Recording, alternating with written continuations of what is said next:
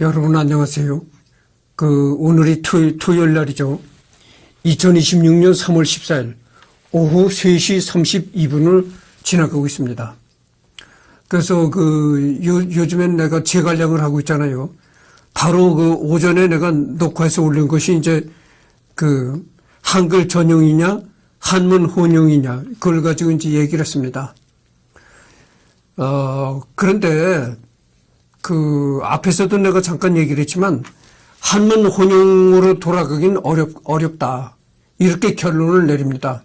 그러니까 한글 전용이 대세다. 이제는 한글 전용이라는 게 큰 흐름으로 이렇게 됐기 때문에 한문 혼용 시대로 되돌아간다는 건 상당히 어려운 얘기다. 이런 결론을 내렸습니다. 재관량 이번에는 화폐 정비를 할 차례죠. 재관량의 업적을 지금 얘기를 하고 있잖아요.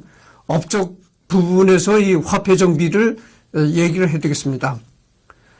광무제가 도입한 오수조는 동탁의 난정으로 초인플레이션이 일어나 가치를 잃어버리고 이후 군벌 시대에서 화폐를 국가에서 주조하는 것이 아닌 개인이 주조한 화폐가 난립하게 되면서 수많은 군벌들이 더더욱 화폐를 막장으로 만든 덕분에 상품 경제가 과거의 물물교환으로 퇴보하고야 만다. 광무제. 이제 광무제가 이제 후한 초대 황제다 이렇게 나와 있습니다.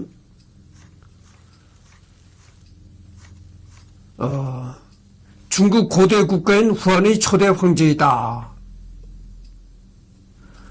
후한은 전하를 이은 국가이지만 광무제가 복벽을 이룸에 따라 후한의 직계 황족은 광무제의 후손들이 되고 기존 전한의 직계 황족들은 넓은 의미 정치인이 되었다. 휴는 수묘, 자는 문숙, 묘호는 세주이다. 그러니까 후한의 초대 황제다 이 말이죠. 그래서 동탁 사람이 이제 동탁이라는 사람인데 후한 말의 군벌 정치가 이렇게 됐습니다. 삼국지 시작을 연 악인의 대명사이면서 동시에 근대까지 모든 중국 군벌들의 원형이다. 후한 멸망의 주역 중 하나였으며 장량 하진과 더불어 소설 삼국지연의 초반 주요 인물이다. 낙양으로 쳐들어와 황제 소재를 폐위하고 꼭두각시 헌재를 옹립해 국정을 농단했다. 반동탁 연합이 쳐들어오자 수도인 낙양을 불태우고 헌재를 데리고 장안을 새 도읍으로 삼았다. 자중질환에 빠진 연합군이 와해되면서 기사회생하는 듯 했으나 192년 왕윤과 여포에게 살해된다. 그래서 이걸 보면은 이때가 말이죠. 화폐라는 건 국가에서 이제 화폐를 찍어내야 되거든요. 그렇잖아요. 오로지 국가가 화폐를 찍어낼 수 있는 그런 권한을 가져야 되는데 이때는 그게 아니고 개인이 막 화폐를 찍어냈다는 거죠. 그렇게 어떻게 되겠어요? 개인이 막 돈을 만들어내는 그런 시대니까 어떻게 되겠습니까? 돈 가치가 떨어지고 물건값이 오르는 거예요. 화폐가 많이 돌아다니다 보니까 돈이 많이 돌아다니다 보니까 물건값이 자연히 오르는 거죠. 그러니까 인플레이가 굉장히 많이 일어났다는 겁니다. 이런 때 재관량은 화폐를 국가 단위에서 주조하여 유통시킴으로써 크기와 가치를 일정화하여 경제를 더욱 발전시킬 수 있었다. 이렇게 화폐를 안정적으로 생산해낼 수 있었던 것은 한때의 화폐 생산을 하는 동의 주요 생산지가 남만에 있었고 바로 재관량이 남중을 안정화시켰기 때문에 성과를 거둘 수 있었던 것이다. 그래서 이 개인이 막 국가가 화폐를 찍어내야 되는데 개인이 막 이렇게 화폐를 만들어내는 그런 세상이다 보니까 경제가 더욱 혼란해지고 물건값이 상승으로 이렇게 뛰어오른다고죠. 이때 재관량은 화폐라는 것은 오로지 개인이 만들어내지 못하게 하고 화폐라는 것은 오로지 국가 차원에서만 만들기 이렇게 재관량이 했다는 거죠. 그래가지고 물건값이 안정이 되고 오래된 겁니다. 그러니까 뭐 이걸 보면 제갈량의 업적 이런 걸 보면 참 제갈량이 업적이 참 많아요. 뭐 비단산업부터 발전시켰지, 염업, 그 다음에 뭐 여러 가지 이런 철산업, 그래가지고 새로운 농기계를 만드는 그런 그 산업부터 발전시켰지. 여기 보면은 그 다음에 화폐도 정비했다 이런 거죠. 참 그러니까 뭐 제갈량의 업적이라는 건 상당히 뭐 많습니다. 가장 어려운 점은 관리자가 강력한 통제 능력을 가져야 한다는 것으로 각 지역의 인구, 물산, 시장 활성화 상황, 무역, 유통 상황 등에 대한 통찰력과 판단력이 필요하다. 그리고 나서야 각 방면의 요소를 종합하여 화폐 발행량에 대한 정확한 예측을 할 수 있다. 고액권 화폐의 발행 부수는 엄격히 통제되어야 하기 때문에 국가가 제조할 수밖에 없다. 그래서 직백 오수전 뒤에 위라는 글자를 새겨 넣어서 이 돈이 국가적으로 그 유통 능력을 보장하는 액면가임을 보여주었다. 근데 화폐는 오로지 국가에서만이 만들어야 된다. 근데 국가도 함부로 화폐를 만듭니까? 시장의 어떤 경제가 통용이 되는가? 그 다음에 어떤 어떤 물건들이 유통이 되는가? 뭐 이런 시장의 유통 경제적인 상황 이런 거를 감안해 가지고 화폐를 찍어내는 것이지. 아니, 무작정 국가가 화폐를 찍어낼 수 있는 권한이 있다 해가지고 함부로 찍어냅니까? 함부로 찍어내면, 그렇잖아요. 함부로 막 돈을 막 찍어내면 그 돈이 어떻게 되겠어요? 휴지 조각이 돼버리고, 물건 값은 엄청나게 뛰어오르고, 그렇게 된다는 거죠. 그래서 아무리 국가가 돈을 찍어내는 권한을 가졌다 하더라도 함부로 돈을 만들 수는 없는 겁니다. 초과는 일단 유파의 화폐 발행으로 전시 통화를 운영했고, 제갈량은 남중 정벌 후 남중의 구리광산에서 얻은 구리로 일정한 품질의 통화를 발행해 오수전 체제를 재건했다. 크기와 가치가 일정하고 공급도 안정적이어서 형주와 서북 일대에서도 신용되는 통화였다. 이는 촉관을 중심으로 오와 오양주가 촉관의 경제권과 연결된다는 것을 의미한다. 오도 화폐를 발행했지만 화폐를 발행하는 것과 그 화폐가 생명력을 얻는 것의 차이는 매우 크다. 이 당시 촉관의 상업은 두 종류로 나눌 수 있는데 첫 번째는 교빙과 호시 형태의 무역이다. 제갈량은 말과 비단을 선우와의 교빙 예물로 보냈고 위는 촉관에서 비단을 사들였다. 교빙이든 호시든 각국의 화폐 가치가 달라 물물 교환이 이루어졌을 것이다. 다른 하나는 촉관의 경내에서 이루어진 화폐를 이용한 무역이다.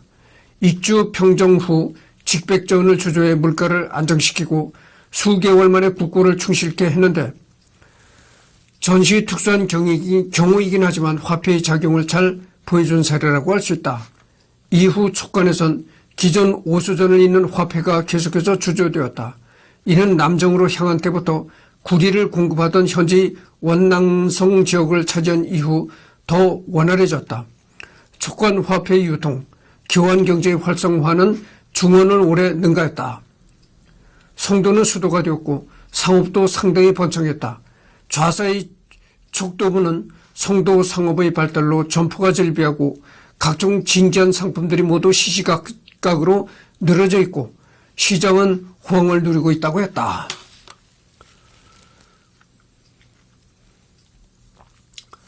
지리적으로 보았을 때 사천 땅은 서쪽으로는 차마구원을 통하여 티벳과 인도 그리고 중동으로 이어져 있고 남쪽으로는 당대 남만이라고 불렸던 운남성과 베트남으로 이어진다. 이것은 좋은 차와 농지로 유명하다. 남중 정벌 이후 금, 은, 단, 칠, 밭가리, 소 등이 공품으로 들어와 촉관의 군비에도 다소 공급되었고 국가를 부유하게 했다. 그리고 운남성의 무릉에서는 석유와 가스가 발견되어 등갑 옷을 만들 때나 쇠를 주조할 때 연료로 쓰여왔다. 제갈량은 남중을 정벌한 후 남중의 한층 더 개발 및 그 내력과 연계를 촉진하였다. 내항 도독들은 농업 생산을 중시하고 주둔지를 개간하여 치적을 쌓았으므로 남중인들에게 칭송을 받았다. 앞서 언급했지만 제갈량은 이러한 특산품들의 이점을 이용하여 강한 무기와 갑옷을 만들었다. 이러한 점을 봤을 때 촉한의 경제력과 정치적 안정성 그리고 국방력은 놀라운 수준이었다. 더하여 새로 주조된 촉간의 화폐는 위나라의 서북쪽, 오나라의 남부 지역에서도 통용되어 촉간의 경제권과 연결될 정도로 신뢰성이 높았다고 한다. 경제적인 문제로는 촉의 역량이 의심될 여지는 없어 보인다. 촉이 발행한 화폐가 옥량주와 형주, 교주 일대까지 통용되었다고는 하는데 화폐가 그렇게 널리 통용되려면 화폐의 주조와 유통에 작용하는 정부의 힘을 무시할 수가 없다. 특히 후 한 말 인플레이 주된 요인이 돈을 만드는 데 쓰이는 구리 공급 불안 탓이었다고 하는데 촉은 남중을 정벌한 뒤부터 위에서 말한 화폐를 주조했다. 미야자키 이치사다. 서진이 실정으로 수나라의 등장 때까지 화폐 경제가 다시 망하지만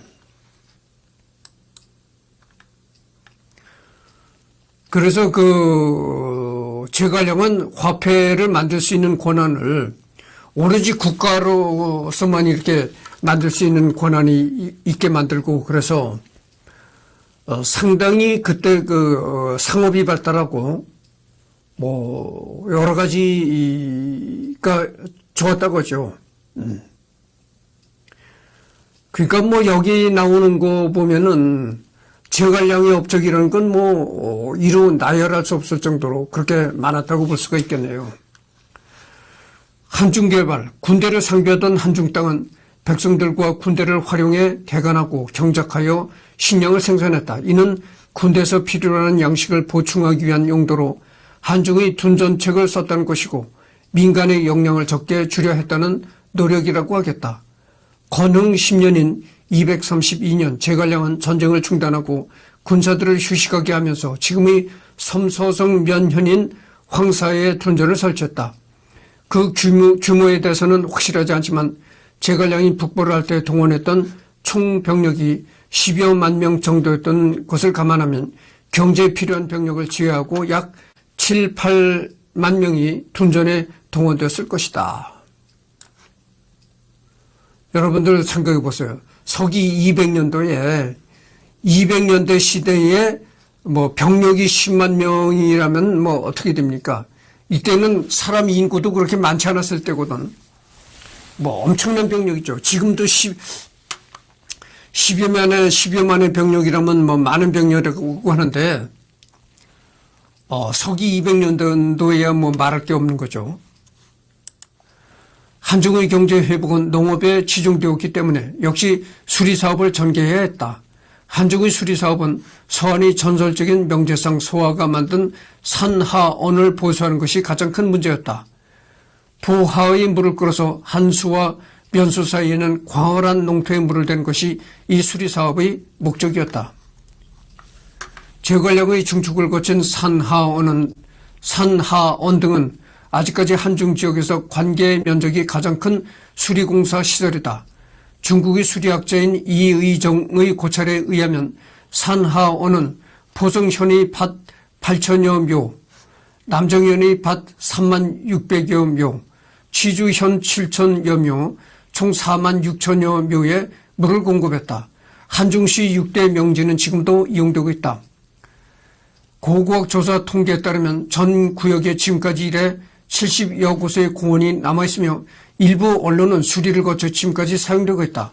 또한 각 지역은 고대 개발의 수리자원 활용 경험을 계승하고 학습한 데 더해 수리시설을 끊임없이 증수하고 있다. 면현에만 10만 입방미터의 물을 저장할 수 있는 댐 37개가 추가로 건설되었고 관계 토지는 지금까지 5만여 묘에 이른다.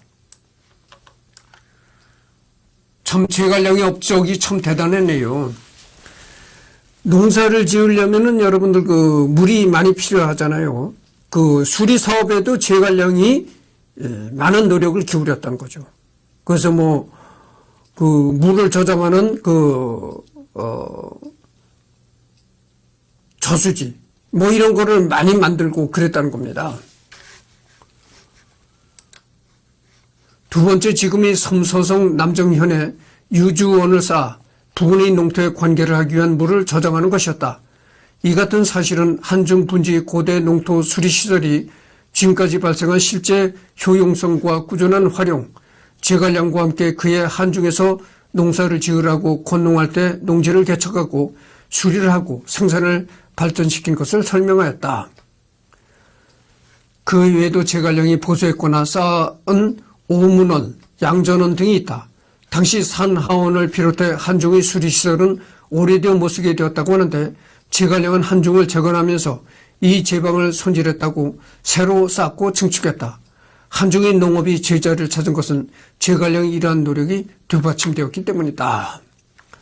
한중의 경제가 회복되자 인구도 늘어났다. 연희 7년인 244년에 이르면 남녀노소가 들판에 가득 차고 들판에 씨를 뿌렸으며 새들은 둥지를 틀었고 논밭에는 온갖 곡식이 무성했다고 한다. 제갈량이 죽은 지 10년이 지난 당시에 한중의 풍요와 번영한 모습은 제갈량의 정책이 성공했음을 보여준다. 제갈량은 한중의 우수한 경제 조건을 10분 활용하였고 그 지역에 알맞게 생산을 발전시키는 일련의 유력한 조치를 취하여 북벌 군자금이 이로써 해결되었다. 이는 제갈량이 농사를 권하고 군둔 경전을 시행한 효과가 크다는 것을 보여준다. 현지 인민이 잘 살면 더 많은 인구를 불러와 땅 넓은 한중을 다시 발전시켜 점차 사람이 많아지고 식량이 많아지는 선순환에 도달해 백성들을 안치하고 즐겁게 일하게 할 수 있었다. 이렇게 됩니다.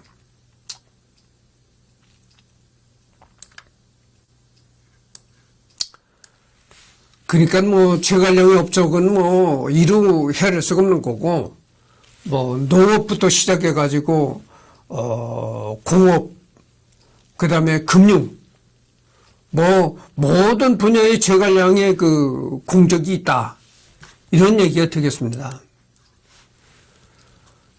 그다음에 그 이제 반란 진압과 통치력을 확보, 밑에서도 나오지만 제갈량이 남중의 재정비 작업에 착수하면서 가장 신경을 쓴 부분은 현지인과 외진이 충돌을 무마할 수 있는 방법이었다. 제갈량 집의 남정교에서도 뚜렷하게 드러나는 사실이지만 제갈량은 옹계와 맹획 등의 반란을 평정한 뒤 남중 지역에 대한 안정적인 통치권을 행사하기 위해 대규모 무력 동원과 살육을 최대한 제한했다. 실제로 제갈량은 한 차례 대규모 난을 평정한 뒤로는 남중 지역에 많은 병력을 주둔시키거나 하지 않았고 마충이나 장옥을 비롯하여 해당 지역에 부임한 지방관들 역시 무력보다는 선정으로 치안을 유지하기 위해 애썼다.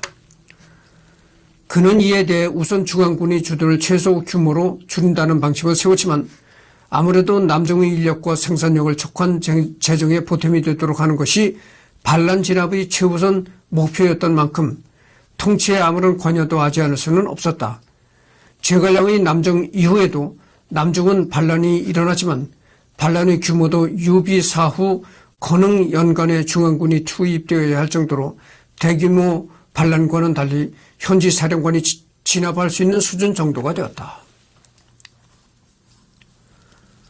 그런 만큼 제갈량은 남중을 통치할 행정관료의 인선에 상당한 고심을 기울였는데 그 가운데 가장 돋보이는 실적을 세운 사람은 마충과 장옥 두 사람이다.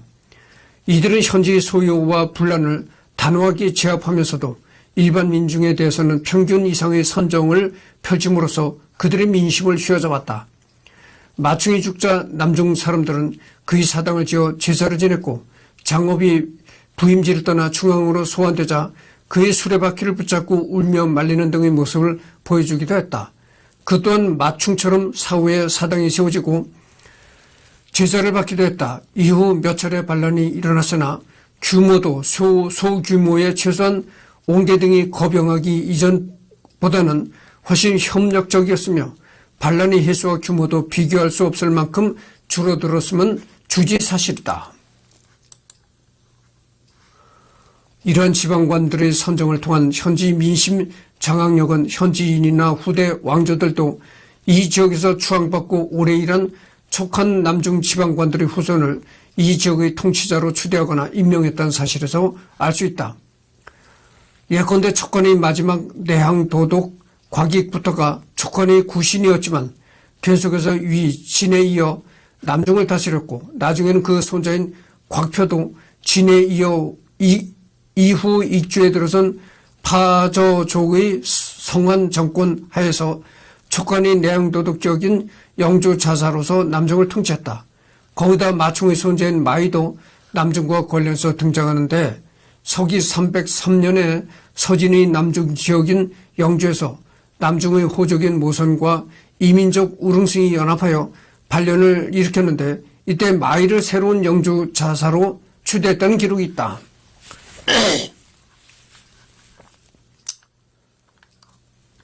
그러니까 뭐 여러 지방에서 이제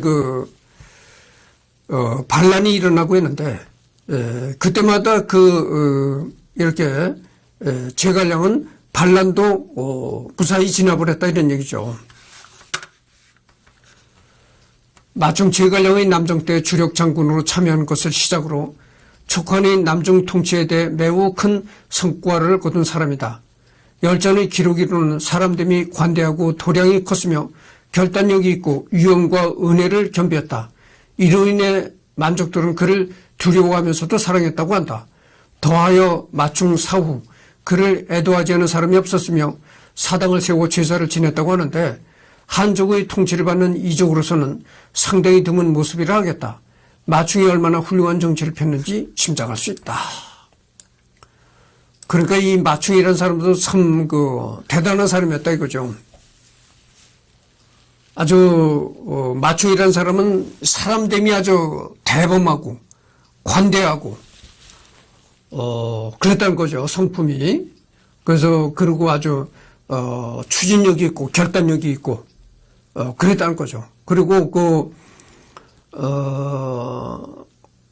마충이 죽자 다른 민족 마충과는 상관없는 다른 민족들도 그 마충의 죽음을 상당히 애도했다 이런 얘기입니다.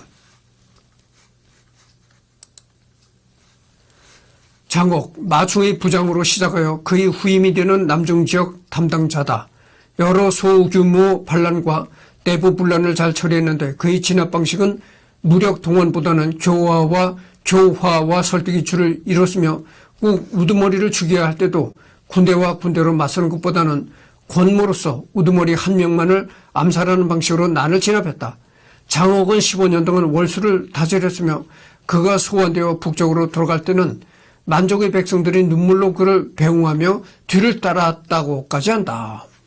그러니까 이 장옥이라는 사람도 마충이 못지않게 훌륭했던 사람이다 이렇게 말할 수가 있습니다. 그러니까 이 장옥이라는 사람은 마충의 이제 부하였는데 이렇게 적들과 싸울 때는 이 장옥이라는 사람이 택한 것이 그거다 이거죠.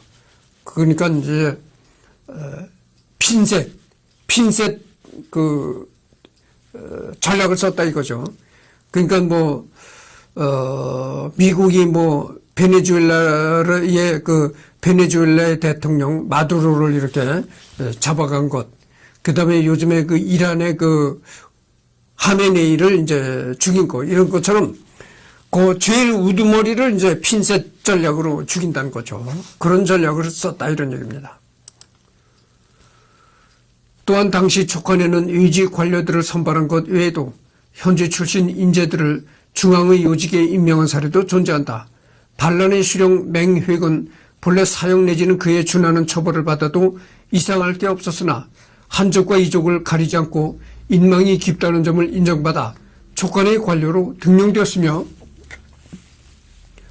나중에는 어사 중승의 요직까지 진출하게 됐다. 그 외에도 맹염, 찬섭 등 다른 현지 인재들도 등용되어 촉관의 문무일선에서 활약했다.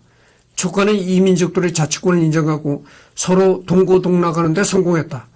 남중 토착민들의 지지를 받던 그들이 능력을 인정받아 중앙 관료가 됐다는 것은 그만큼 남중에 대한 촉관 정부의 태도가 유연하면서도 친밀했다는 것을 반증한다. 이민족들의 자치권도 인정했다 이런 얘기죠. 그래서 뭐 이민족들에게 자치권을 인정했다 이런 얘기가 나오니까 또 하고 싶은 얘기가 있는데 지금 우리나라가 인구가 계속 줄어든다고 하잖아요. 근데 앞으로는 말이죠. 앞으로는 크게 인구가 늘어날 것 같지 않았습니다. 예전에는 그 전형적인 그 전통적인 농업국가였거든요. 그 농업국가에서는 자식들을 많이 낳아야 됩니다. 그러니까 농경사회에서는 자식들을 많이 낳아야 일하는 그 노동력이 많아지고 일하는 사람이 많아져야 형편도 좋아졌다고죠. 그러니까 이 자식들을 많이 낳는 것이 이 집안 경제에 많은 도움이 됐습니다. 집안 살림이 자식을 많이 낳아서 일손을 많이 만들어야 집안이 풍요해진다 그 말이었죠. 근데 요즘은 그렇지 않잖아요. 자식을 많이 낳으면 오히려 집안 경제가 망하고 쪽박을 차게 됩니다. 왜냐하면은 여러분들 생각해 보세요. 농경 시대는 말이죠. 자식을 낳아도 공부를 그렇게 가르치지 않았어요.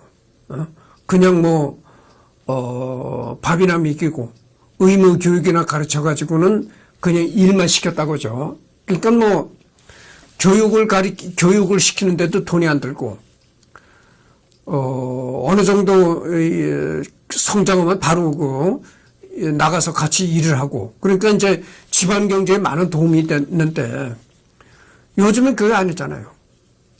요즘에는 그 자식을 낳으면 요즘에는 보통 대학까지 다 진학을 하잖아요. 뭐 우리나라의 대학 진학률이 뭐 8, 90%에 이른다고 하잖아요. 10명 중 8명, 9명은 다 대학을 간다 이런 얘기죠. 근데 그 대학에 들어간 돈이 한두 푼입니까? 대학 등록금이 1,000만 원 시대가 되었다고 떠들썩한 적이 바로 엊그제잖아요. 지금은 뭐 1,000만 원도 넘었으리라고 생각을 해요. 그러니까 어떻게 됩니까? 자식을 낳으면 쪽박을 차게 되는 거죠. 그렇게 돈이 지금은 자식을 낳아가지고 대학 교육까지 시키려면 돈이 엄청나게 들어가는 거죠. 그러니까 낳겠어요. 그러면 대학 교육까지 가르쳐서도 자식이 뭐 어디 출세를 해서 나가서 돈을 버는 것도 아니거든요. 대학 교육을 시켜봐야 취직하기도 어렵습니다. 그 대학 졸업해봐야 그냥 졸업장만 딱 대학 나왔다는 졸업장만 있을 뿐이지 제대로 된 직업을 찾기도 어려워요. 그러다 보니까 자식을 예전에는 농경시대는 자식을 많이 낳는 것이 집안 경제를 일으키는 그런 그 계기가 됐지만 요즘은 그게 아니다고죠. 자식을 많이 낳게 되면 정말 쪽박을 차는 결과뿐이 안 된다. 그러니까 자식을 안 낳는 겁니다. 그래서 앞으로는 이 인구가 크게 늘어나지 않을 거라고 난 봐요. 그리고 예전엔 말이죠. 또 여성들이 무조건 남자도 교육을 많이 받질 않았지만 특히 여성들은 더 하죠. 여성들이 뭐 교육을 크게 안 받고 어느 정도 20대만 되면 시집을 가고 그랬지만 지금 여자들은 또 결혼을 그렇게 잘 안 하잖아요. 시시한 남자한테 가서 고생하고 매 맞고 이렇게 살려고 하지를 않잖아요. 그러다 보니까 결혼도 잘 안 하고 요즘에는 그 여성들이 또 학력이 상당히 높잖아요. 그래가지고 뭐 여성들도 보통 대학을 다 갑니다. 대학 나오지 거기다가 뭐 대학원까지 진학하는 여성들도 상당히 돼요. 그러니까 옛날 같으면 결혼해서 한창 애를 낳아야 출산을 할 그런 여성들이 출산을 안 하고 공부에만 다다붙는다 이거죠.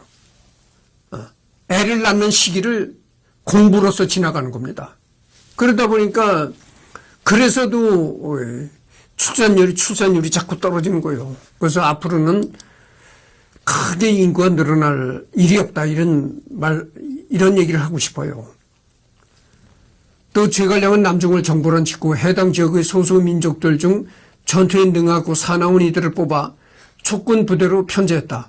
오부영군 또는 오부비군이라 불린 이 부대는 왕평의 휴야에서 활약했으며 231년 북벌 때 장압을 격퇴시키는 전공을 세우기도 했다. 또한 남쪽의 만족 외에도 서쪽의 저강족, 북방의 선비족 역시 촉한과 친밀한 관계를 유지했으며 제갈량과 강유의 북벌 당시 몇 차례 병력을 파견하여 협력하는 모습을 보였다.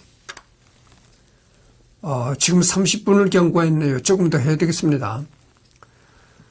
제갈량이 남중 지역의 부인 통치술은 매우 유연하면서도 합리적인 것으로 그의 사후에도 이족들이 촉한 정권의 우호적인 관계를 지속했다는 점에서 효과를 엿볼 수 있다. 앞서 언급한 마충과 장옥 외에도 제갈량 또한 이족들로부터 존경의 대상이 되었으며 사후 그에게 제사를 올리는 부족도 다수 존재했다. 이 지역 사람들이 제갈량을 숭상하는 풍조는 오늘날까지 그 흔적을 찾아볼 수 있을 정도로 뿌리가 깊다. 남중 지역에 퍼진 제갈량에 대한 미담과 전설이 제갈량 사후에까지 계속 이어졌으며 현대에도 그 흔적을 찾을 수 있다는 것이다. 현 운남성에 거주하는 경파족은 여전히 제갈량을 존경하며 신을 모시듯 우러르고 있고 소수민족의 명절인 화파절과 발수절에까지 제갈량의 고사가 첨언했을 정도로 이 지역에 대한 제갈량의 영향력은 어마어마하다.